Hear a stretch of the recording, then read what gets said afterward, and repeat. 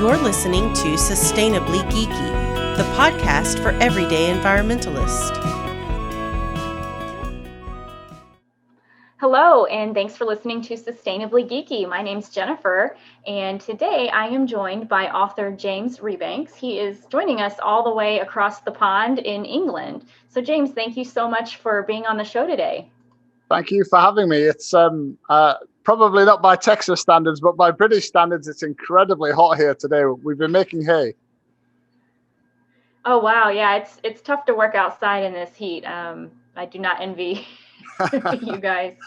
Well, we're going to talk a little bit about your work on the farm today. James runs a family-owned farm in the Lake District in Northern England, and he uses his popular Twitter feed, Herdy Shepherd 1, to share updates on the shepherding year. His first book, The Shepherd's Life, was a memoir of his life growing up on his family farm. And today we're actually going to talk about his newest book, released August 3rd, Pastoral Song. This book is a more in-depth look at the farm and how he's seen farming change in his lifetime. So did that kind of cover the basics, James? Anything I missed? Yeah, no, I think it did. Yeah, it's going to be fun to talk about it. Yeah, can you kind of give our listeners an overview of how you got to this place where you're sharing your story via social media and writing? Okay. So I'm a slow adopter, I think, of new technologies. So I didn't think social media had any interest for me whatsoever. Going back to maybe 2010 or 2011, and I thought it was just like Kim Kardashian talking about makeup and stuff like that. So I didn't think it was anything to do with my life. And then, so why did I start doing social media if I didn't really believe in it? I think I got interested in some of the conversations that were taking place in the world about farming and food, like what should we eat? How should we live? How are we impacting on the planet? I just sort of dipped my toes very gently in that initially. I'd start to tell people about the things we're doing on the farm and the things why we did things like that. And quickly discovered that far from hating it, I quite liked it. I got to talk to all these people out there in the world. And I was kind of blown away really by the appetite and demand that there was there to talk to farmers, to ask them questions. Why do you do this stuff? And why, I'm worried about climate. Why do you do this thing? Or why do you do that thing? And yeah, I suppose I quite quickly realized that, all right, I'm a farmer, but I'm also reasonably good at explaining things. And I like dialogue, really. I think it's really important.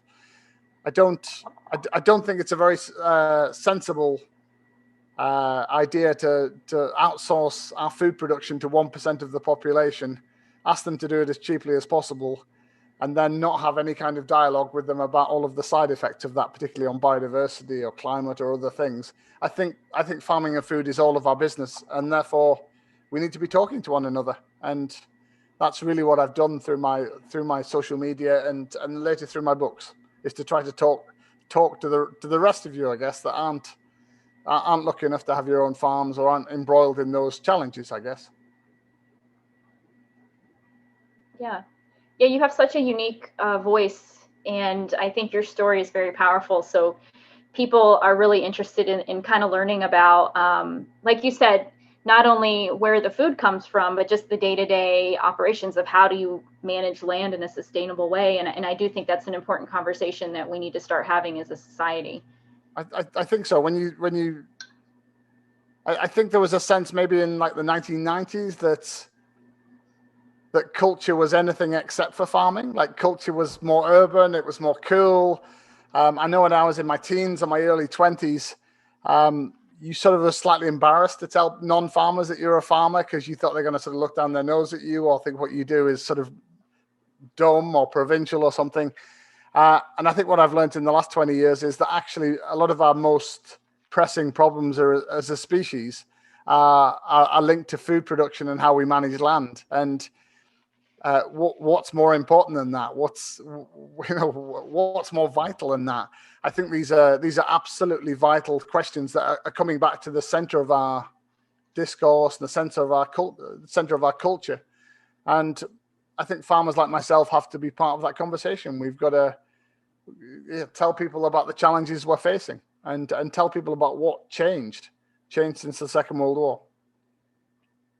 Yeah, it's amazing how quickly it all changed too. It seems like, at least compared to, how long humans have been on the planet, and farming food, it did kind of change rapidly with the quote unquote technological advances that Yeah. And I think the thing maybe people underestimate is it's changing right now. Or it's changing right now around us at a pace that we've never seen before. So, like when I was writing my most recent book, Pastoral Song, I was amazed. Even though I live around dairy farms that produce milk, I didn't realize that the yield from a dairy cow has doubled since 1995. Like, that's a staggering rate of change.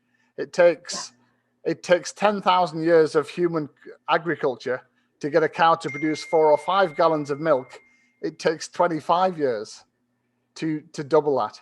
Like, these are staggering, massive, radical changes that potentially have huge impacts on the planet. They have major significance for the welfare of animals. This stuff's happening out of sight now, and some, I hasten to add, not me, but some modern agriculture is increasingly trying to close the gate, close the door, so you can't see what that is. And I don't think that's healthy at all. I think we need to see our food, how it's produced. I think we need to know about our food and how it's produced, because of animal welfare, because of health issues, because of watersheds, a whole host of reasons. Good agriculture has nothing to hide. Yeah, the increase in yield that you mentioned is very impressive when you look at it at the surface, but when you delve into it, there's a cost associated with that, like you said, and comes down to, is it worth it? What's the balancing point? Because you can't have both, that's ethical treatment true. and and I think we tend to, the way we think about economics and business tends to fetishize efficiency and productivity as if they're everything. And one of the things I feel like I've learned in the last 30 years is making my fields more efficient and productive is often, it comes with horrific costs in terms of loss of biodiversity or native habitats. And I think what that's telling me, and probably telling all of us, is we need to contextualize those things. That yes, efficiency and productivity gains are probably a good thing, but you've got to judge them in an ecological context. You've got to judge them in an animal welfare context. You've got to judge them against the health of the food that we're eating. And what we've managed to do since the Second World War, particularly since the 1960s, is to separate those things into different boxes. As if when you're eating, you shouldn't think about animal welfare, or when you're eating, you shouldn't think about ecological declines. And I think we need to put those things back together into one bigger conversation. Yeah, for sure. That's pretty much why I wrote a book about my dad and my granddad and my people, to try and make that human, to try and explain why people like them, who weren't bad people, would get sucked into those changes. Yeah, and I really enjoyed the book. You kind of start out talking about your childhood and the impact that your grandfather and your father's way of farming had on you, and then you talk more about the changes you see, and then when you inherit the farm, how you decide to kind of manage the farm differently while still incorporating some of those traditional farming methods. So can you kind of explain the transition that you saw going from the more traditional to industrial farming, and how it's more of a spectrum and not just one or the other? Yeah, so I think because most of us are now so disconnected from fields and farming, I think we tend to reduce this to sort of stereotypes, really. So the farming I grew up in was, I now know, we didn't call it at the time, but I now know was mixed and rotational. What that really meant was we had small fields. All of the fields are surrounded by stone walls, or I think you call them stone fences, and hedgerows. There's a patchwork of different crops and different animals doing different things in different places. And it's not exactly how it was 300 years earlier, but the pattern's pretty similar. And if you're a farmland bird or an insect or something, you probably, it's recognizably what it was a long time before that. You can find a place in it. What happens through, I'm 46 years old now, what happens certainly through the first 20 years of my life, is that new pressures come to bear, new technologies appear, and you have fields made bigger. So all these little fields surrounded by hedgerows suddenly become one big field. That patchwork of different crops and different animals becomes either one kind of animal farmed highly intensively, or it becomes one crop. And that's where you get these farmed landscapes that become sort of one crop or two crops from horizon to horizon. The old diversity, the old field hedges and things disappear. And why does that matter? Well, on the one hand, it makes food cheaper. So our parents go to the supermarkets in the 1990s, and it's way cheaper than it was 30 years sooner. And we're spending, I think in America, you spend 7% or 8% of your household budgets on food now. 2 generations ago, it was 30 or 40%. So it's making food cheaper. And after the Second World War, right through to the 70s and 80s, people think that's a good thing. But we now know that it comes at a really heavy cost, that it's doing the same thing over and over in the same field is damaging to soil. We know that stripping it down to one thing from half a dozen things reduces the habitat value, so you lose insects and birds. And you're just creating a landscape which is, I guess, trying to be a factory floor, but it's deeply flawed for that reason. That the old patchwork, the old inefficiency was doing lots of things, ecological things that are no longer happening in it. And yeah, so when I get into my 30s, I'm looking at this thinking, hang on a minute, everything I've ever been told about farming, about making it bigger, making it faster, making it more efficient, making it more productive, these things are all come with really heavy costs that nobody's talking about. Or rather, some people did talk about. People like Rachel Carson wrote her book Silent Spring in the 60s. But somehow we didn't listen to them. We didn't listen to them. And now we know we should have been listening to them all along, because this journey's been problematic. Yeah, it's really interesting how you kind of talk about your unlearning of a lot of these things. And that's hard for anybody, but especially when your whole life and income and everything is on the line. This is the farm you've had in your family for generations, and you're talking about sort of radically changing or going back to the way things were. That had to be a difficult decision, but obviously one that you have been very successful at implementing. Yeah, no, I think you're quite right. What I wanted to do with the book, telling the story of my dad and my granddad and my grandmother and mother, was to try and humanize this. So imagine you're a farming family, you've been that forever. You have weeds in all of your fields that are spoiling your grain. And somebody comes along and says, actually, you just need to spray this chemical on this. It's completely harmless. It gets rid of all the weeds. Like, what kind of jerk do you have to be to say, no, I don't want the magic solution to the weeds? You, of course, are going to take it, right? You think that's progress. That's on what basis would I turn down progress? And yet, maybe we should have done sometimes. Yeah, it's hard to know what the long-term effects of things will be in the moment. But obviously we're learning from those things, and we're making progress now. So, yeah. So you do talk about there's 3 different types of modern farmers. Can you kind of talk a little bit about these, and then have you noticed any trends among the farmers as whether they're also shifting away from the industrial practices, or are people trying to hold on to those as long as they can? So in my world, and I'm not going to say this is farmers everywhere, but certainly in my world, I know 3 kinds of farmers, crudely. If we start with the first group, they absolutely believe in this stuff still. So they're managing a lot of acres. They don't know any other way to do it than with the biggest, newest, fastest machinery using fossil fuels. They're trying to deal with really substantive problems like dealing with weeds in those fields or fertilizing those fields, and they don't know any better solution than to use the insecticides and the herbicides, to use the artificial fertilizer. And it hasn't penetrated their brains yet or convinced them yet that there might be anything fundamentally flawed with that. And about 1/3 of the farmers I know are in that model. And they probably have quite a cynical view of human nature. They think that you and I and all of the politicians in the world are going to let them down. So they might as well go with this thing as fast as they can and try and be the survivors, right? They have no faith in the rest of us creating a different system or context. Then at the other end of the scale, there's probably farmers like me that have come to the realization that they don't believe in this. They think the costs are too high. They think the loss of biodiversity is too high. and they're not going to win that race anyway. There's no future for them in it. They're going to get crowded out by someone bigger, someone faster, and therefore there's nothing in that race for them. And they or us, I guess, because it includes me, are thinking, hang on a minute, could there be another way here whereby we're genuinely good environmental stewards? We can create these wonderful mixed patchwork landscapes that produce really high quality food, but maybe there's a role for a family like mine in them. And then probably there's another third of farmers who are in the middle. And I think often they're looking to the progressive end of the scale, but can't quite work out how to make it work.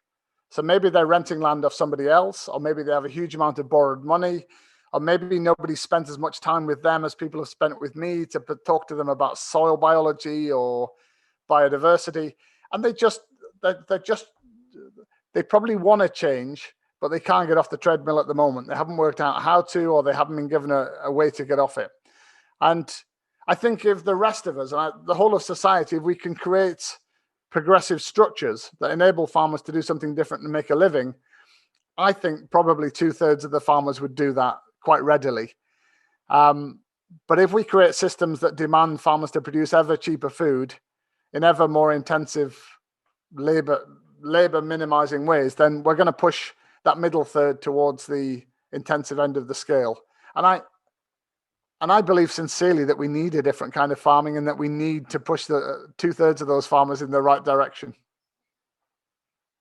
Yeah, I'd have to say I agree. The more I learn about this, the more dire it seems that, we are running out of time as we're, as you said, kind of stripping the land of its nutrients, and there's going to come a point where we can't farm anything on it. So we have to restore that land and get it back to where it can produce anything. Right now we're just producing as much as we can, but soon it won't be able to produce anything at all. So no, you're quite right. And the statistics are absolutely absurd. So we know that in Canada and North America, where this has reached its sort of purest form, if you like, the modern farming, there's almost no income for farmers left in that model. The only people making any money are the people selling pesticides, large machinery, or doing crop insurance or banking debt, basically. And for me, it was fascinating to go to places like Iowa and Indiana, and to see that, and just see how that destroys rural communities, how that destroys farming culture, how it doesn't need most farming families. That to me is quite amazing, to think, hang on, the end result of this is a system where farmers make no money, and a handful of large corporations are just basically exploiting them. So I don't think there's any win in this for farmers, this system. A tiny number of them win. Almost everybody else loses. And it's producing food that make us ill, that make us fat and ill and unhealthy. This is madness in a system that's creating dead zones in the Gulf of Mexico, that's seeing the topsoil run down the Mississippi, that's poisoning watersheds. I mean, this is a seriously screwed up world we're creating. And it doesn't have to be like that. It wasn't like that a few generations ago. Yeah, it's you mentioned in your book your visit to the U.S. and the Midwest, kind of how they just, it's nothing but corn. That's corn country, and in the U.S. especially, I think we have an over reliance on that crop and subsidies, and there's a whole other discussion we could have about that. But it's a big problem, not just in the U.S. and Britain, but around the world. And I mean, you hear about, unfortunately, in countries like India, where they've become so in this, buried in this cycle of debt and trying to keep up, that there's like an epidemic of suicides in a lot of parts of the country, because they just can't. And it's really tragic to think about the effects of this worldwide, and the human effects as well as the environmental effects. Yeah, you're quite right. There's a whole bunch of layers to this, isn't there? There's the impact on the farmers themselves, as you say. Suicides are really horribly prevalent in the farming community in most countries. But even if we don't care about farmers, and I think some people maybe don't, there's the effects on the landscape, the watershed, the ecosystems, and on our food. Like, it's literally producing food. A lot of the systems are producing food, which processed horrible food, full of sugars and all the rest of it, which are really not what we should be eating anyway. This sets off in a field somewhere, and maybe you care about the field, maybe you don't. but it ends up being your little sister or your cousin or your brother who has diabetes or is obese. I mean, I don't mean to get too heavy and too gloomy, but I think my fields and what you're eating and your health, they're all connected. This is a big web of things that we need to think about holistically and sensibly. And I think sometimes what's good for your health or mine and what's good for our diets is often what's good for farmland as well. So it's about changing the way we think about all of this, I think. So do you think that these landscapes and our consumer market mindset are salvageable the way that we're managing it now and the way things are going? Do you think it is possible to make like a large scale shift? Yes, I do, 100%. I am so optimistic about this. There's two ways this ends. There's an enlightened way this ends where shoppers, voters, farmers, consumers realize that we're heading in the wrong direction and we sensibly and progressively make changes now. Or there's a slow, disastrous thing where we really damage our soil, we damage our health, and way later in the process we realize this is disastrous and we have to change.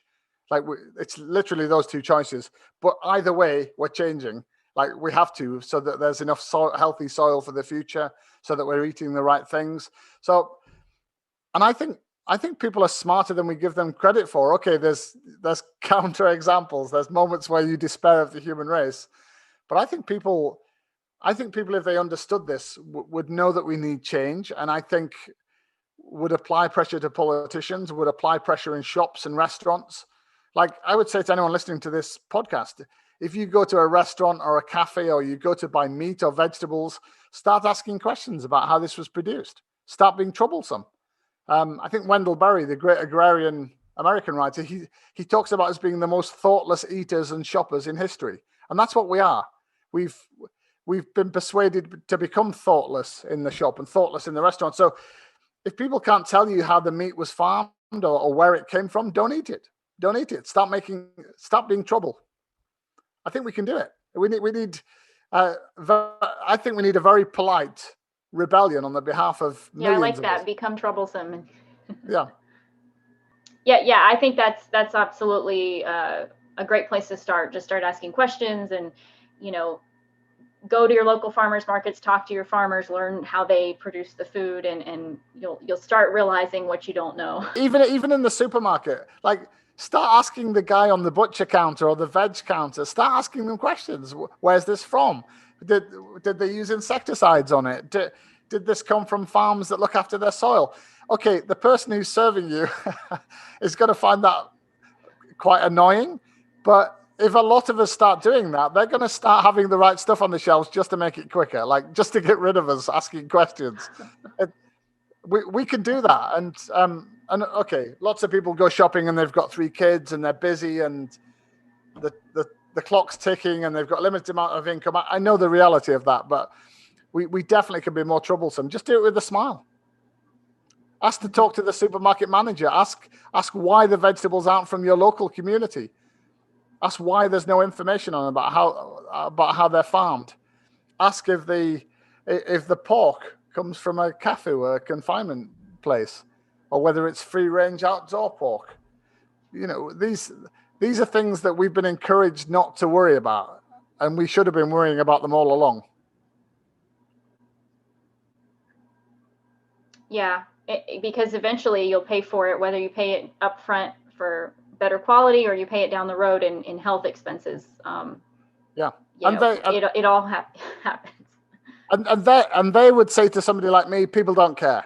People never ask about this in the supermarket. People never ask in the restaurant. Well, there's a simple way to solve that. Start asking. Start being trouble. Yeah, people don't always know. I mean, up until I started going out of my way to learn about this stuff, I would just go to the store, buy what I needed, and go home. I didn't think about where it came from. But as you start learning about these, intensive farms where thousands and thousands of animals are kept, or monocultures, where nothing but one crop is grown, you realize the impacts of that and the ethical problems. And we're only just getting started. So if you look in places like China at the moment, they're trying to work out how to further industrialized dairy cattle or sheep or pigs or chickens. So the Holy Grail, if you have that mentality, the Holy Grail is to take my sheep from a beautiful green hillside in the Lake District where they're semi-naturally grazing on a whole bunch of plants.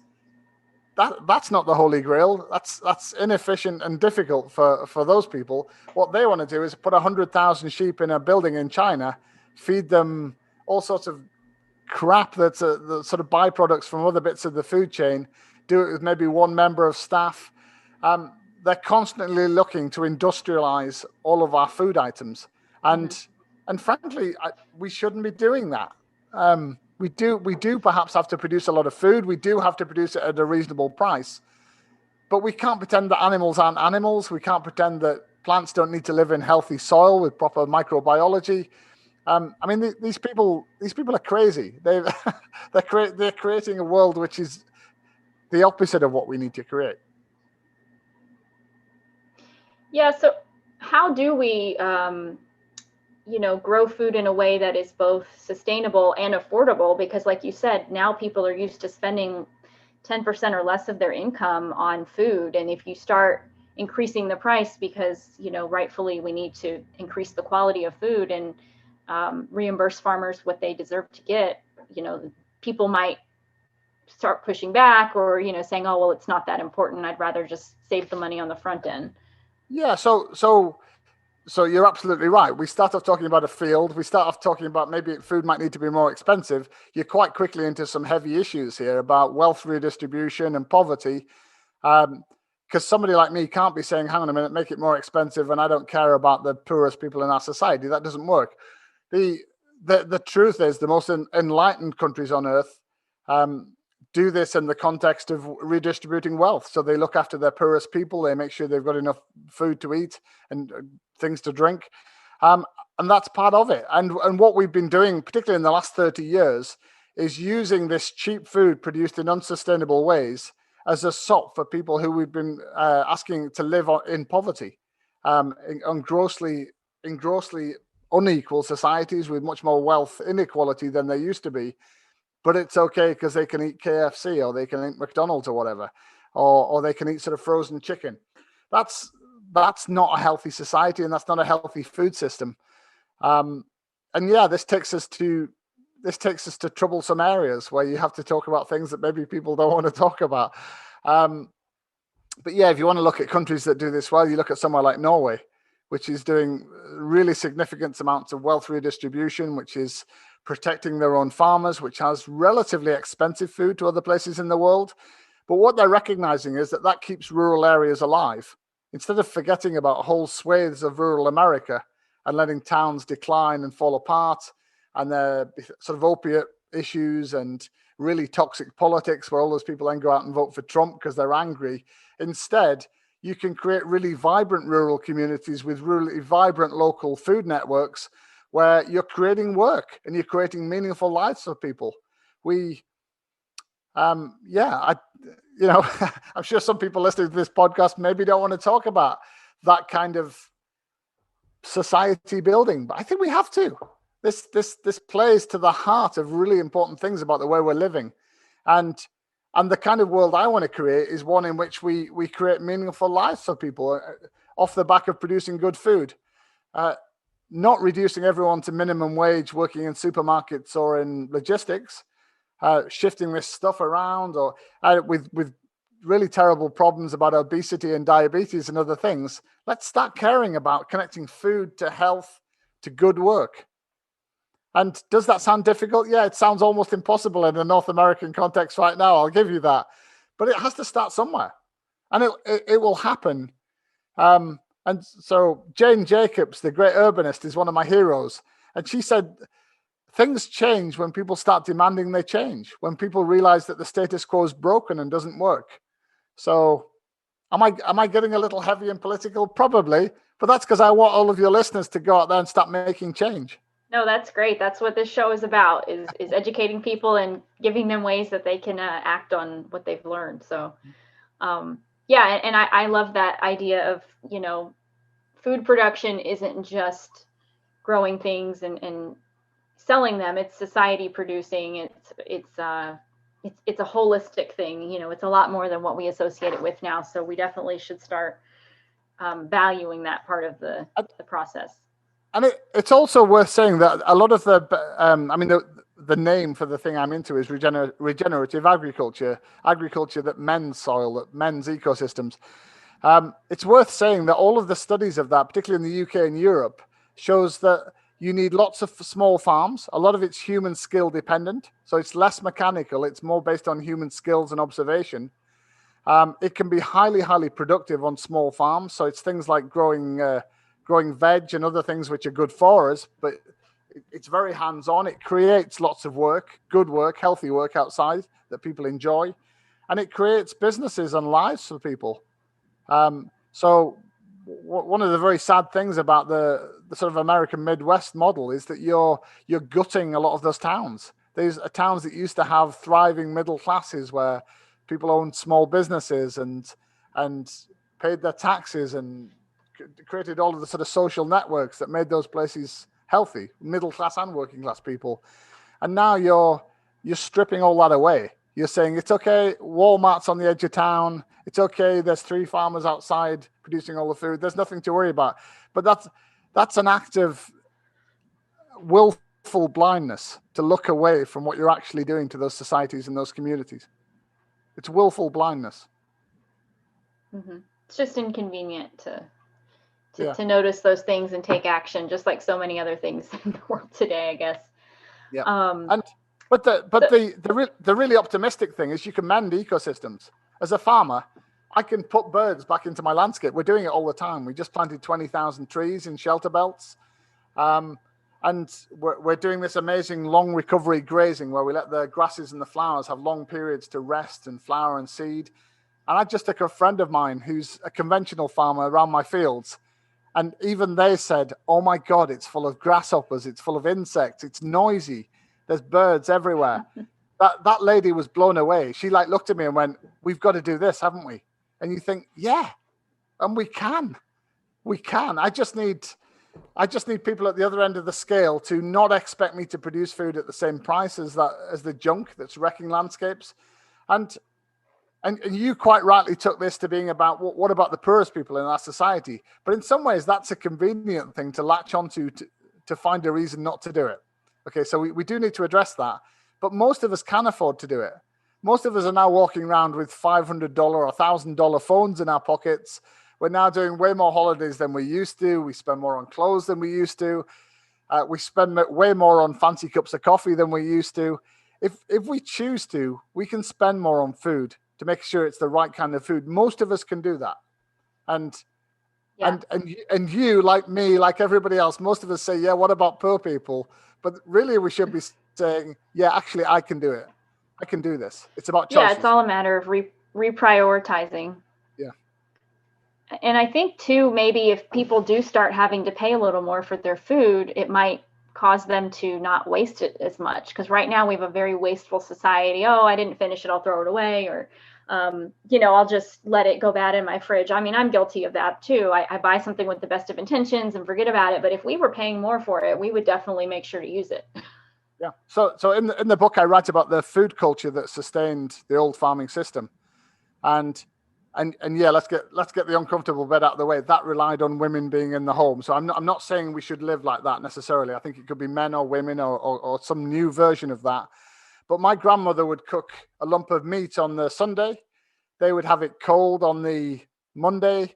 They would still be having it on the Tuesday and Wednesday. They got like 4 or 5 meals through the week out of the one lump of meat. And they ate the cheap bits of the cow or the sheep, not just the fancy bits or the chicken breast like we do now. I mean, this is insane eating that we think we can only eat chicken breast. Like, what about the rest of the bird? We've got to start thinking about this stuff more and realizing that if we don't buy the rest of the bird and nobody else does, then we're literally just keeping chickens for the watery breast bit. I mean, it's just utter madness. So, yeah. The real heroes of this are going to be the person in the family or the house who takes the time to cook and shop thoughtfully for the rest of us. Like, and maybe that's not one person. Maybe that's all of us now. That, the days when that's all on mum probably isn't fair. But that person's role is heroic. Like if you read Michael Pollan's work, he's basically, I think he wrote a book called In Defense of Food, where he said, look, let's call a spade a spade. Mums did this. Mums did this, and they still overwhelmingly do this.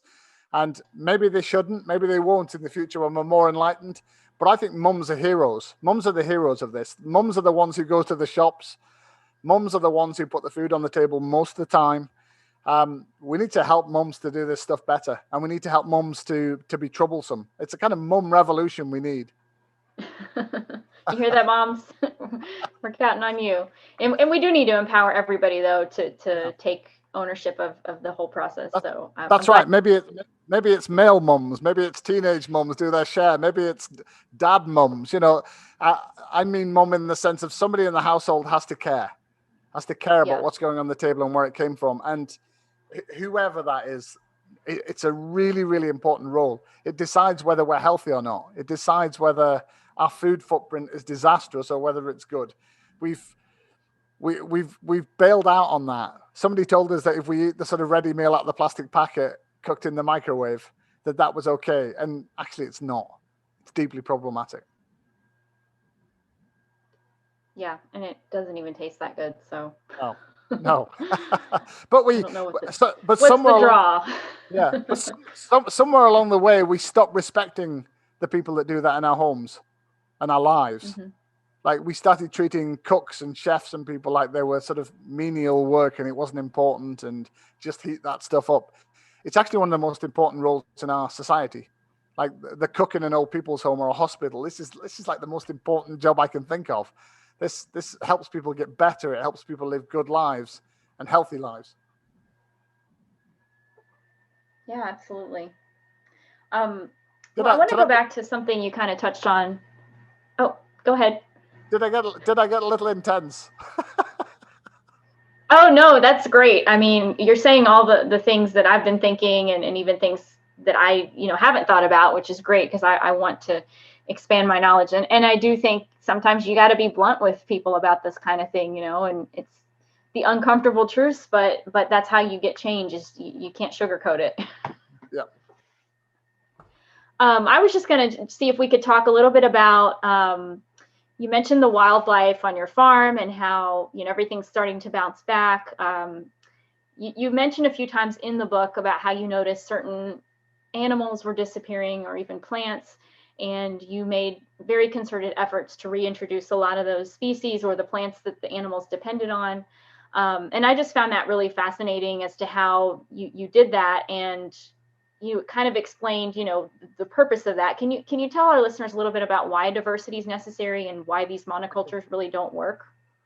Okay, so nature abhors two things really. It hits a vacuum. So if you plow a field and it's just soil or dirt, nature's going to fill that for you quite quickly unless you do something about it. So it's going to blow seeds in, or it's going to bring weeds in pretty quick because it's like, hang on a minute, this is not what's meant to be here. Let's fill this with green life again. And nature hates monocultures. In nature, nothing fills a whole landscape with one species. So what's happening when that happens is that you only have one kind of plant, you only have one kind of root, you only have one kind of set of root exudates, which is the stuff that living plants pump into the soil. So what we now know that if you want healthy soil and a healthy ecosystem, you need as much biodiversity as possible. There's literally, there are insects and moths and butterflies and birds on my farm that live on certain species of plants. And the more wealth, the more diversity there is there, the more healthy that system is. So if I try to grow just one crop on all of my farm, nature's going to find about 1,500 ways every year to floor that. It's going to bring in a certain kind of bug that will expand rapidly and eat the whole thing. It'll bring in blackgrass that wants to take over the fields. It's now worked out how to get round and not die when you spray it with herbicides. The reason that farmers are fighting all the time is because they're fighting nature. They're trying to make a really unnatural thing happen. And sometimes they've got to do that to put the food on our tables. But most of the time on a farm like mine, it's better not to be fighting nature. It's better to accept that you're going to have a huge amount of biodiversity. And that's when I do that, I don't witness these booms and busts. I don't. So prey insects kill off the grasshoppers that might otherwise eat all of my grass. Or if I have lots of nesting habitat for birds, the birds will control the grasshoppers or other sort of plant-eating insects. Or maybe in the old farming, I'd have an explosion of voles or mice. But in my farming, when there's plenty of shelter belts and there's plenty of rough ground that's left for nature, there's an owl or there's a fox or there's a badger, and they will prey, or a hawk that preys on the mice. So what we're finding is we're basically a sheep and cattle farm, and we're finding that we can just avoid that whole boom and bust fighting nature thing if we first create and then accept high levels of biodiversity, significant areas of native habitats. And then the key thing we've learned in the last 10 years is not just native habitats, but the actual dynamism that should exist in those habitats. So an example of that is if you leave the land here, it would become woodland over time. But woodland isn't where most of the British wildlife lives. Most of the British wildlife lived in a kind of savanna type landscape where large herbivores are smashing the wood down, or they're grazing the thorn back, or they're punching holes in it. The actual dynamism that comes with herbivores interacting with plants is where a lot of the biodiversity comes from, the insect and bird biodiversity. So what we're basically trying to do is work out what our farm was in a wilder past, accepting that we can't get back to that. Like the woolly mammoth and the saber-toothed tiger have gone from my landscape and everywhere else. So how do I mimic the kind of habitats, the kind of grassland that we're creating? I can kind of do it, maybe not perfectly, but I can do it pretty well with my cattle. If I time and plan the grazing carefully, if I create shelter belts where they're not going to graze it most of the time, there's a different level of succession. Maybe I put pigs into the woodland to do what the wild boar would have done in the past, which is to disturb the ground and create new conditions. There's a whole bunch of things that I can do, but to do that, I've got to be listening to ecologists about what this ecosystem needs, and then trying to work out how I can do a productive crop in something very like the wild past. And far from learning that that's impossible, we're actually learning that it's great fun and that it comes back really quickly. And actually it makes for a better life. I'm still hustling to pay my bills. I think that's a permanent feature of farming. I haven't got a magic answer for how you pay the bills doing that. But we're loving our farming life more than we've ever loved it. My family love it. Like my kids are down the fields, like counting butterflies or telling me that we've got some amazing new bird living on the farm, or hanging out with the ecologist kids that's working on my farm. Suddenly it's a community again, and there's loads of work in conservation work. So there's young people coming onto my farm helping us to plant wildflowers in the meadows, and I feel more hopeful and more passionate about my farming than I ever did 20 years ago, when I felt I was half beat. In the old system, I was getting up in the morning and I felt like I don't understand why this doesn't work. I don't understand why I'm in so much debt and stress. In this system, I'm getting up with a smile on my face, and I don't feel like the bad guy. Like, I bring ecologists and climate change people here, and they study what we're doing. We're trapping way more carbon than we release. We've got a farm full of biodiversity, which is increasing all of the time. I feel like one of the good guys, and that's special. This sounds wishy-washy, like a little bit hippie, but this is about hope. Like, do you want to get up in the morning and know that you're part of a bad system? And it doesn't care about you, and it's not going to look after you or your kids in the future? Or do you want to, if you're lucky enough like we are to have a small bit of land, do you want to wake up in the morning and think you're looking after it properly, and that there's some kind of future there for your kids, and that they might be proud of you instead of embarrassed? I think most farming people want to be there in the future, and I think in their hearts they know that the industrial intensive system is not going to result in that. It may result in some short-term profit, but they know. I've been to the American Midwest. I've met loads of American farmers. They're lovely people. They're often really nice people. And when you get to one side and you have a beer with them, they'll say, this is no good. We know this is no good. We're kind of trapped in it. Yeah, it's unfortunate. I was really struck, though, as you were explaining the way the system works. You know, you put the cows in this pasture, and then they basically poop all over it and trample it in, and it fertilizes naturally, and then you rotate and you do this. All the things you were saying, I was just like, that seems so simple. And yet we create these complicated systems with machines and pesticides and all these things. And I'm like, but nature does it. So we're creating this artificial market for things that are 10 times cheaper and easier to just do it the natural way, you know, the way we've been doing it for hundreds of years. Yeah, it's it makes no sense. No, I think the really smart regenerative farmers are looking back at nature and then going, hang on a minute, how did this produce healthy soil? Okay, it's simple. It's about recovery periods. Why are the animals usually healthy in those systems?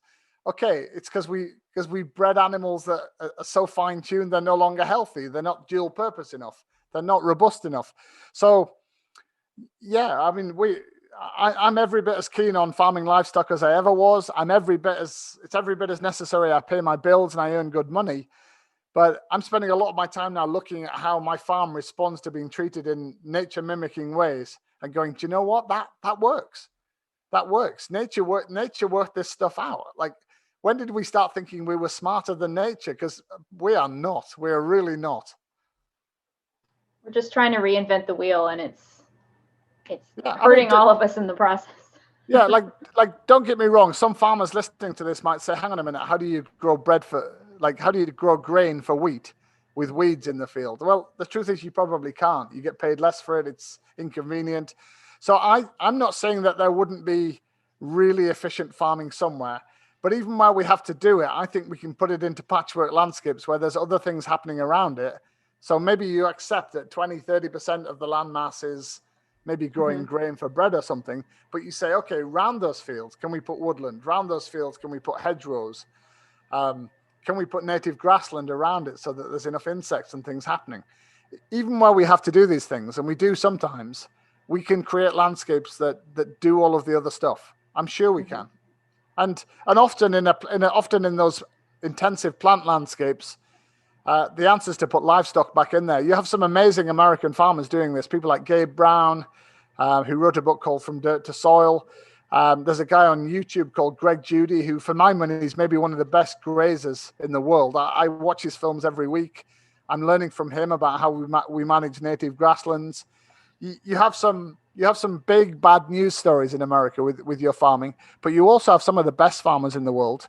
People that are flipping this on its head and saying, actually, we can do this. We can produce lots of food, look after the soil, look after the ecosystems, and do it in ways that produces better food and healthier people and healthier communities.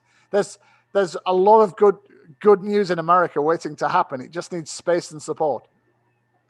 Yeah, and I think you touched on something important when you said there's a time and place for this not industrial, but more intensive farming, I guess, because our population is growing exponentially around the world, and we have to be able to feed this growing population.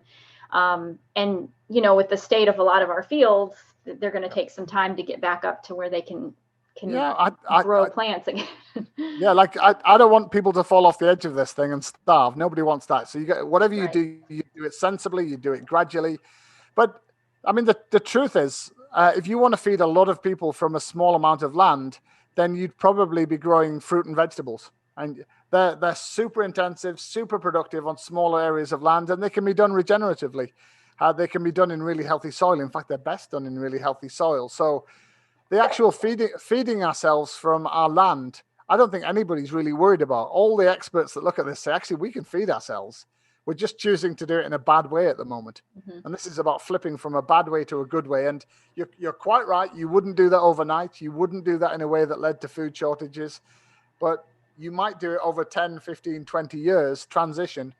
And you may help farmers to transition. So, we have a thing called a grazing school at our farm where people come to learn about the things that we're doing.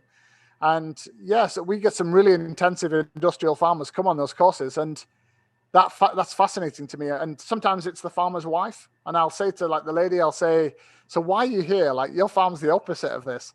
And they'll say, no one sees the debt. No one sees the stress. No one sees the pressure that we're under. And I'm going to have to work out how my kids survive and how they're still in this place. And when you're hearing like a mum say that, you're like, whoa, that's the reality here. The people in the current system need help to change. Yeah. they see a problem and they're not going to keep doing the same thing. They're going to find a better solution. So, yeah. And what you were saying about monocultures, I have this argument with people all the time, trying to convince them why lawns are stupid. And you know, the American dream is to have this beautiful manicured lawn, all one type of grass, completely edged and, you know, pristine. And I have a house, and for years and years I tried to keep up with my lawn, and then I just started realizing, like, weeds are a good thing sometimes, not in every situation, but having different things come in that are native, that the birds and the critters can eat. You know, sometimes I'll let my weeds go to flower, and, you know, that's a whole other issue, because then it's too hard to cut them. But living in the city, you're a lot more limited. But I may have gotten a citation or two for having my grass too long, but I was trying to grow it out for the pollinators, you know. But it's hard to convince people who have grown up wanting this suburbia look to their house and saying, you know what, you can let things get a little messy. You can plant a garden and try to attract some bugs. Not all bugs are bad, and, you know, grow your own food. And it's just for me, land is land. Whether it's a little front lawn or backyard, or whether it's one of my fields, it's the same thing. Like, you're literally talking about what I'm doing in my fields, and some of my neighbors are driving past going, whoa, that's looking a little bit crazy, like long and weedy and seedy. But I'm pointing out to them that I didn't buy thousands of pounds worth of artificial fertilizer. I didn't buy thousands of pounds worth of pesticides. I'm not going broke. Okay, I'm not getting rich either, but I'm not going broke like some of them are. And guess what? If I manage that grassland properly, it's still there in the autumn when my cows are hungry. They'll go in, they'll eat the long grass, they'll eat the weeds. Like, a weed's just a plant in the wrong place, right? I mean, if you decide it's not a problem, or your cows or sheep eat it, it ceases to be a weed. It's a productive plant. And what's actually happening in a lot of our human landscapes is weeds are just plants that are tapping into a vacuum. So when we mow our lawns or fields really short, or we graze them really short, we're creating a carpet of vegetation on the surface, which is really short, but there's also really short root depth. And what the weeds are doing is sticking a taproot through that little carpet of roots and saying, whoa, let's have a party down here. There's nobody else taking the nutrients. We're literally creating in our lawns and our fields the perfect condition for weeds, and then getting really angry that the weeds turned up. We made it happen. We made it happen through bad land management. Honestly, I'm impressed at how pervasive a lot of weeds are, how they can, you know, you see them in a crack in the middle of the street or high in a mountain, how they've managed to find that little tiny crevice with just enough dirt. I mean, they're very persistent.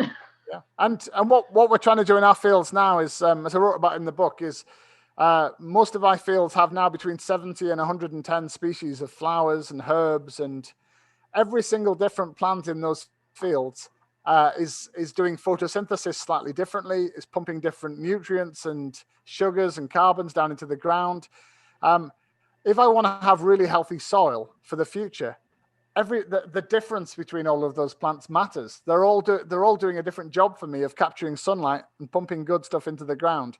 So, okay, yeah, occasionally I get a weed which is a pain in the ass and nothing eats it.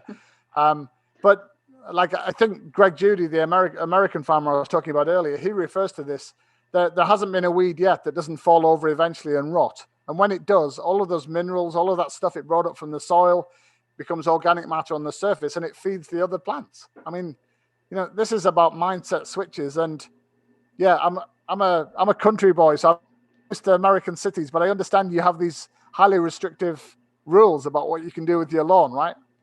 Yeah, depending on the city, you know, if it's above a certain height, then you can get a citation, or if, you know, even some places are even as strict as saying you can't put bushes here or trees here, or you have to have this many or whatever. But it really does promote this idea that everything has to be picture perfect and uniform, which, you know, again, I've tried explaining to family and friends, like, that's not necessarily a good thing. It looks cool, but you're not giving nature what it needs, and it's going to take over. You're just going to be fighting it forever. And apart from, and it's such a weird idea, isn't it? So until mechanical mowers were invented in English country houses in the 19th century, nobody did this. And then in America, the least aristocratic place on earth, where you pride yourselves in being democratic, you're on a small scale copying English aristocrats who had lots of staff to waste their time mowing the lawn. It's batshit, isn't it? Yeah. Like I said, we create these ridiculous systems that make no sense and just make work for ourselves. Yeah, like it's when we built our farmhouse on the farm, I said to my wife, "There's no way I'm mowing a lawn. Like, we'll have a small garden, and then it's going to be like pasture. I'm not wasting a minute of my life mowing a lawn. It's the most pointless work. It's the most pointless work in the world." Yeah, it really is. It really is. And you know, there was something so freeing about when I finally just said, you know what, I'm just going to start letting things go a little crazy, and I started gardening a little bit, and you know, it didn't take long after planting a few things to start seeing things I'd never seen before. You know, I planted fennel, and then the caterpillars love the fennel, and I just go out there and watch them. I'm like, where did you come from? How did you know it was here? And that was something that struck me in your book, how you said it was pretty immediate, some of the things that came back, and it's remarkable how nature just kind of knows where to go. We built some wetlands on the farm, right? In some of the worst land we had, so land that was making no profit, and then we turned it into wetlands, basically. And within 3 weeks of building those wetlands, we had 2 species of birds that no one in this valley's ever seen before, a little egret and a green sandpiper. And that's like blowing my mind. I'm like, how did they know? Who told them? And I was talking to some of the ornithologists, and they were saying that these birds are probably flying over lots of our landscapes all of the time, high up. They're looking down, and for many, many years, they're looking down saying, no, no, Hoping. no. And suddenly you build a wetland and they go, yes. And they land and they can breed and then they take off. It's amazing. I mean, just in that American context, I have a huge amount of respect for, it's worth saying here that regenerative agriculture often has roots in Native American traditions or indigenous communities around the world. So I think we should give credit there. Quite often, obviously, by definition, indigenous communities and Native American communities didn't have pesticides and herbicides for most of their history. They had to learn how to farm and produce crops and foodstuffs from the landscapes they lived in. And quite often the answers, when we're looking back into history for the answers about how we could live from land, they lie in a lot of that traditional knowledge. We have like tens of thousands of years of history where humans worked out how to do this stuff, and by combining certain plants together so that they're sort of symbiosis of their root systems. There's so much we can learn, and I think a lot of this is about humility before nature, but also humility before some of the traditional communities where we live. Sort of going back and saying, okay, how did those people do that? The more we learn, like I'm an American history nerd, the more we learn about the settling of America, we know that a lot of the settling was always with the wrong kind of agriculture. It often resulted in failure, and it was often a sort of cruel trick perpetuated on sort of white settlers to persuade them to go to these places. It often didn't work. And we know that in the early stages of the settlement of America, you basically have Native American communities feeding and bailing out in midwinter a lot of the white settlers who a few short years later are killing the indigenous community. So I think we need a whole dose, particularly sort of white Americans and white British people need a whole dose of humility on this, that many of the answers are already there. And we've been telling the people that had those answers for a century, 2 centuries, 5 centuries, that they were stupid and backwards and didn't know what they were talking about. Quite often they know more than we do about these things. Yeah, and people are just so obsessed with progress for the sake of progress, just to say we did it better. But like you said, it's just look at what's working. Don't try to don't fix it if it isn't broke. Yeah, and I think we have to ask ourselves what is a sensible way to live? What's a good way to live? And a good way to live is not quickly trashing the place you live, is it? Trashing the soil you live on, trashing the watershed, trashing the sea around us. We'd have to be absolute morons to think that was a good way to live. So I think we need to be very, as I say, very humble, looking at how other people have lived traditionally, trying to work out how we might live in the landscapes, leaving enough of its native flora and fauna, so that there's a future for it and for us.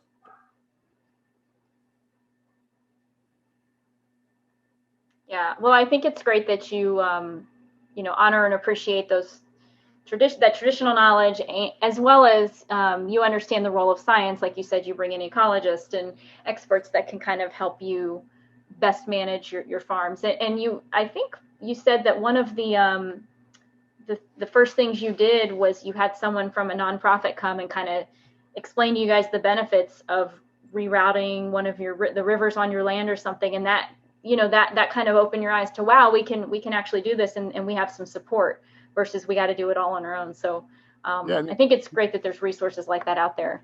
Yeah, it had a massive impact on us. We've initially did that quite suspiciously because I think it's the same in America. Farmers think everybody just wants to judge them, say they're doing it wrong, get angry at them, look for faults. And we used to think that. And then, we had a non-profit river restoration charity came to the farm, and probably the first time anyone had ever explained proper river systems to us, like how a river's meant to work and why that's a good thing. And so my family had spent centuries straightening rivers, turning them into drainage channels. And then a lady called Lucy came to our farm, and she said, no, she said, fish can't live in that. Like there needs to be, in a healthy river, there's slow bits and fast bits. There's bends, there's bits with small gravel, there's bits with big gravel, there's fast bits, deep bits, etc. And in each one of those different niches, there fish, different kinds of fish of different ages live and feed. And just having somebody take the time to talk us through it, like just explain it, and then point out that we didn't have any rivers like that, and maybe we could. And the truth is, I didn't agree to that straight away. Several years passed before that logic really hit home with me. We did some easier things first. And then when that nonprofit came back to us a few years later, they said, you like this stuff now. Come on, you can reroute the river, rewiggle a river. And I said, yeah, do you know what? I can do this. And even then I was a little scared we were going to ruin some of our land. Turns out we didn't ruin the land. The natural drainage is better on the natural channel than it was on the false channel. So quite often we're discovering that this isn't some sort of destruction of land. It's just a changing thinking about it, really. And the native breeds, sort of heritage breeds of cattle and sheep that we keep, can graze these landscapes no problem. It's not a problem. They're a lot hardier than those, like you said, genetically modified, specialized. I think that's such a cool journey that you made with your land and working with that organization. There's a lot of conservation organizations that do that kind of work, like Nature Conservancy and things like that. So folks are interested in supporting that work, definitely look into those places, because and it is literally completely mad. Like when we do fish surveys now. When we did fish surveys before, all of our fish were the same length. They were like what we would call tiddlers, like little ones. And when I asked the ecologist, I said, why are they all the same size? And he said that this drainage ditch is only habitat for these fish that are like 3 months old. When they're bigger than that, there's nowhere to hide. There's no deeper bits. When we changed the river, we did another fish survey. We had fishes of all sizes within 2 years of changing the river. And you're looking like showing farmers the feedback loop's really important. The same with insects. Like we had these beautiful white owls called barn owls came back to our farm because we made more rough grassland and there was more voles and mice. And even my family, which are like traditional farming people, we were watching, the sunset was happening one night, and one of these white owls was hunting. And I read about that at the end of the book, and my daughter was with me. And it's like the coolest thing ever, because you know that owl now lives on your land because you made it space for it. You made time for it. And it's honestly, if there are any farmers listening to this and thinking, I'd like to make change, do it. This will be the best thing that ever happens in your life. Okay, do it carefully and do it with one eye on the accounts. Of course you have to do that. But this is stuff that makes your life better, makes your community better, and brings people in. It's less lonely. Like I have so many friends that help me on my land now, because the whole community of people that live around us, including non-farmers, they want to be part of this now. They're like, this is cool. Like you have butterflies, you've got owls. We want to be part of this. So they'll come on like a rainy day in winter and they'll plant trees with me, and they don't want any money. Like how cool is that? And then I'm friends with them. I'm making friends with people that live in my valley who I wouldn't have made friends with otherwise, who believe in what I'm doing. And that's powerful stuff. Like who doesn't want to be liked? Who doesn't want to be respected for looking after their land properly? This is powerful stuff. It makes your life better. Yeah, that's so cool and so inspiring. And I do hope that other farmers hear what you're saying and maybe are moved to try something little more, out of their comfort zone or unusual, I guess. Have you seen other farmers doing what you're doing, or Yeah, were you kind of the first? No, so I don't think I was the first. I'm not some kind of guru on this. I caught up somewhere down the road. But the really cool thing here is that we live in this old-fashioned, quirky landscape, right? Where you kind of know you're never going to be the cheapest food producer on earth. You're never going to produce some of these things as cheap as other places. So we know we need the public on side where we live. And maybe 2/3 of the farmers where I live are doing cool stuff now. They're digging ponds. They're creating native grassland. They're putting hedgerows back in.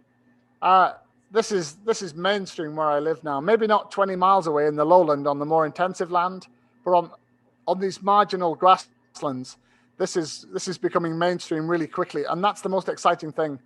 So, like the farmer that came for a farm tour here an hour before I spoke to you today, she was coming to check it out, and I think mentally she's already switched. She knows that on her farm, she wants to change. She just wants to come and see how you do it, like practically. Do I use fences? Do I use electric fence wire?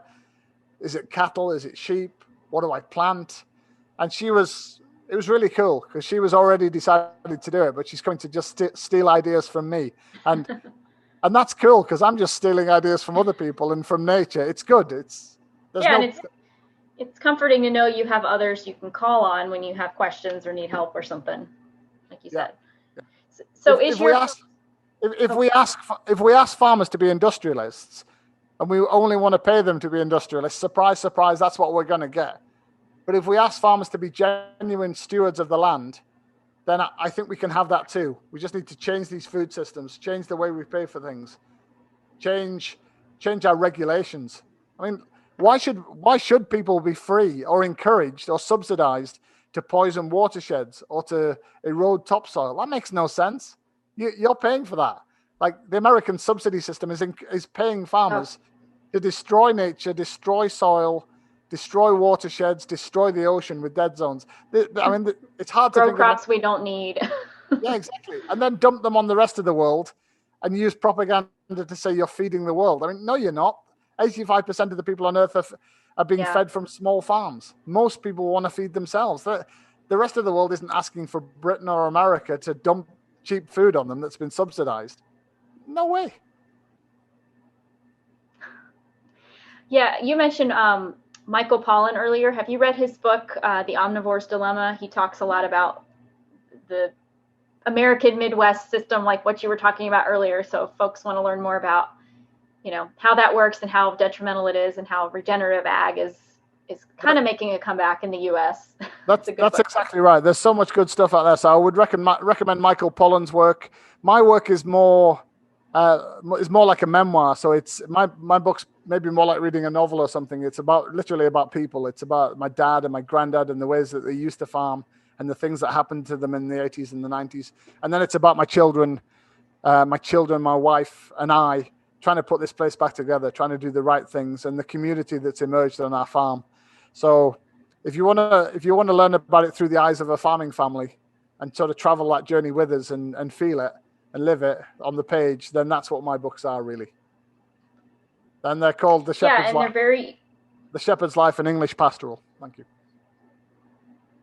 Yeah, they're very easy to read. I've recently read the most recent one, and like you said, it reads very easily. It kept me interested, and it was just cool to see from your perspective as a farmer, and I learned along the way. So I really enjoyed it, and hope you guys go check it out. Do you want to plug where the book can be found, or? I just called it by its English title, but in America the book's called Pastoral Song, and it comes out from HarperCollins in the start of August, I think. Mm-hmm. And it should be available in all good bookshops, and it'll be available on Amazon and all the rest of it. Though being me, please try and buy it from your local indie bookstore if you've still got one. Support those people, because it isn't just farming that shouldn't all be big and corporate. It's the selling of books and the selling of food and everything else. So if you do have a local bookshop, please try and support them to buy it. I'm sure they can get it. It's called Pastoral Song. Thank you. Yeah, and I'll link to the HarperCollins page as well, which will kind of show you where you can find it all over. Is there anything else we didn't get to, James, or any other resources you want to share with our listeners? No, no, I think that's okay. I'm really grateful for having me on, and hi to all my American readers. I've got a lot of fantastic American readers, and although sometimes I'm having, by definition, to be critical of some of the American agriculture, don't let that fool you. I'm also a fan of the best of American agriculture. There's so much good stuff happening in America, and I'm learning from it all the time. So this isn't some sort of anti-American book. It's about me in England learning from the bad and the good of America, and having some hope about how we can make this stuff better in the future. Perfect. Yeah. Well, let's we do a section every show called our Green Life Hack. So if you have like one thing you could share with listeners to help them live more sustainably, no matter how small or big, what would you have our listeners do? I would I'd do one of two things. I've got two green hacks. One is try and grow some food yourself, right? I know that's not easy if you're in a city or whatever. I know that. But even if it's just like a window box or something that you can do, it doesn't matter how small, or a bucket or a tub, try and grow some lettuce, something simple. And I'll tell you why. It's really hard. Not impossibly hard, but it reminds you. It reminds you what other people are doing for you, which is, it forces you to think about the weather. Like, did I water that lettuce this morning? It's really dry right now. It forces you to think about seasonality and seasons. These things really matter. And I think it helps you when you go to the shop. Like, should I be eating strawberries in the middle of winter? No, probably not. They had to come from a long way away. It forces you to think about all that stuff. And the other thing I would encourage everybody to do is to try and buy your food, or at least some of your food, from someone you can talk to. Okay, if you're lucky, you live in an affluent area, maybe that's a farmer's market. But even if you can't do that, even if it's like the store down the road, try and buy your food off someone that's listening to you, and try and talk to them about this stuff. Like, say, like, I'm bringing my grocery money here every week to shop with you, but I really need you to tell me that this food's produced in a good system, or you're buying your meat from a good farmer. And unless we start passing those messages back up the food chain, no one's going to listen. And we need to really push that out there. So, and if you're in a restaurant, they can't tell you where the meat came from, say you're not eating it. It's their job. It's their job to give you meat from a proper farm with proper provenance, proper story behind it. If the waiter doesn't care about what you're eating, that's not a good waiter. It's not a good restaurant. Thank you. For sure. Mine kind of piggybacks on yours. I was just going to say, eat seasonally, try not to eat things that are out of season, because like you said, they will come from a long way away, which has an impact both on fossil fuels to get them there, and also the quality isn't always, the same as when it travels that far. Do you have home deliveries of vegetable boxes in America? We do. Yeah, we do. We only recently started doing that, which is, you might think it's funny for us, but it's one of the best things we've done, because by definition, it forces you to eat what's in season. Like, this box of stuff comes and you think, okay, I didn't really want that much cabbage in an English winter. But it forces you to realize what can be grown in your landscape, what can be grown on a good farm, because we know they're good people. And you have to use a little bit of ingenuity. You go, do you know what? We're going to eat a little bit more cabbage this week. And yeah, but it didn't involve an aeroplane. It didn't involve a truck. Yeah, that's a great point. Yeah. There's a lot of co-ops that do a similar model where you pay in at the beginning of the season and then they give you whatever they grow. You don't get to really pick, but that's a great point. And we've gotten so used to going to the grocery store and we can get anything we want at any time. And I think, just a few decades ago, that wasn't the case. You'd go in and you didn't have oranges and bananas and everything at all times of the year. So I think we need to kind of get back more into that mindset of, let's eat what's seasonal. Yeah, that's right. Yeah, and actually the veg box scheme that we're part of is cheaper. It's cheaper than what we used to spend in town. So it's not a cost thing. It's a slight inconvenience, but it's not a cost thing. Yeah, that's cool. Well, that's pretty much all we've got, folks. Let's one more time tell us where we can find you online. That can be your book, your social media, whatever you want to plug. Okay, so my book's called Pastoral Song. My name's James Rebanks, and if you want to follow what we're doing on the farm, check us out on social media at Instagram or Twitter. On Twitter, our handle is at HerdyShepherd1. Herdy Shepherd, Herdy Shepherd 1. And we share every day the kind of things we're doing on the farm, and we talk back to you as well. If you want to ask questions or whatever, we'll try and answer those questions and share our farming life with you. You're more than welcome. And that's on Twitter and Instagram, you said? Yeah, that's right. Okay. Awesome. Yeah, I started following you guys and looking at all the animals, and you got your hands full out there. Yeah, it's not like just a hobby or something. It's a proper farm. We have hundreds of sheep. We have the cattle, pigs, chickens, and 4 kids, and loads of stuff going on. There's no quiet days. Yeah. Yeah, that's cool. Well, you can find me here on Sustainably Geeky and our parent show, Epically Geeky, and Marginally Geeky, our book club. And then, of course, on Instagram and Twitter at Het's Gonna Be Me. You can also find the show on Facebook, Instagram, and Twitter, and YouTube at Sustainably Geeky, and anywhere you listen to podcasts. So if you don't already subscribe to us, please do that and share us, give us 5-star rating, give us a review, et cetera, et cetera. We appreciate it. Thank you all for listening. Thanks again, James, for being on. This was a great discussion, and I think our listeners are going to learn a lot. And we'll talk to you guys soon. Thanks.